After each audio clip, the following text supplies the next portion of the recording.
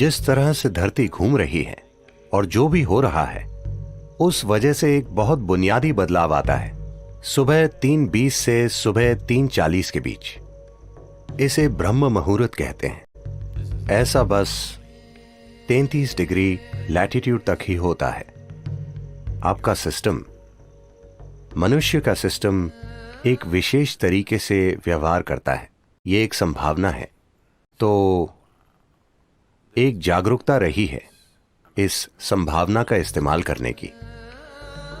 आपका जीवन उन कई चीजों का परिणाम है जिन्हें हम ब्रह्मांड कहते हैं या जिन्हें हम अस्तित्व कहते हैं। तो हम इस जबरदस्त घटना का परिणाम हैं जिसे हम सृष्टि कहते हैं।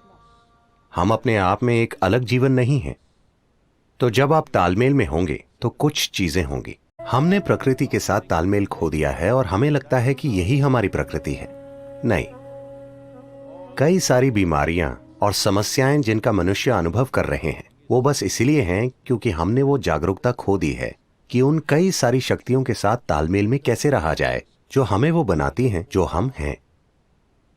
तो योग वो तालमेल लाने के लिए है ताकि आप जीवन के साथ लय में हो।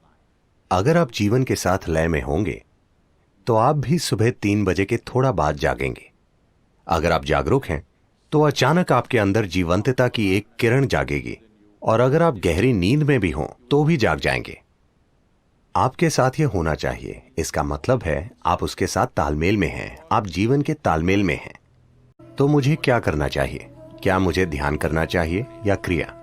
इससे फर्क नहीं पड़ता कि आप क्या करते हैं। आपको वो प्रक्रिया करनी चाहिए जिसकी आपको दीक्षा दी गई है, क्योंकि दीक्षा का मतलब है आपको कोई अभ्यास बस सिखाया ही नहीं गया है, आपके सिस्टम में उसे उतार दिया गया है, उसे आपके सिस्टम में बिठा दिया गया है।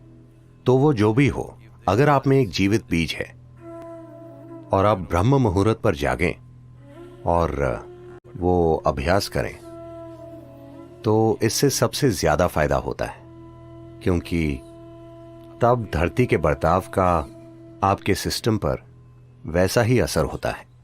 अगर आप एक विशेष तरह से जागरूक हो जाएं, आपके अंदर एक खास स्तर की जागरूकता आ जाए, तो आप बस जान जाएंगे कि वो समय कब है। अगर आप सही समय पर सोने जाएंगे तो आपको घड़ी देखने की जरूरत नहीं होगी। आप हमेशा जान जाएंगे कि 3:40 बजे हैं, क्योंकि फिर शरीर एक अलग तरह से बर्ताव करता है।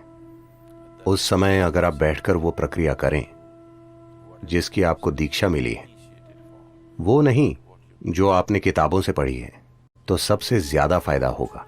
उस समय बीज को अंकुरित होने के लिए जरूरी मदद मिल जाएगी, या वो अन्य समय के मुकाबले ज्यादा तेजी से विकसित होगा। ये सिर्फ दीक्षित लोगों के ही लिए है। अगर आप दीक्षित नहीं हैं, आप किताब योगी हैं, तो 3:40, 6:40, 7:40 इससे कोई ज्यादा फर्क नहीं पड़ता। ऐसे लोगों के लिए संध्या काल ज्यादा महत्वपूर्ण होते हैं। संध्या मतलब सूरज के उगने से 20 मिनट पहले से 20 मिनट बाद तक, या सूरज डूबने से 20 मिनट पहले से 20 मिनट बाद तक। दोपहर और आधी रात के लिए भी यही सच है, लेकिन उनकी प्रकृति अलग है। तो ये 2 संध्याएं उनके लिए बेहतर हैं जो दीक्षित नहीं है। 3:40 उनके लिए अच्छा है जिन्हें शक्तिशाली दीक्षा मिली है।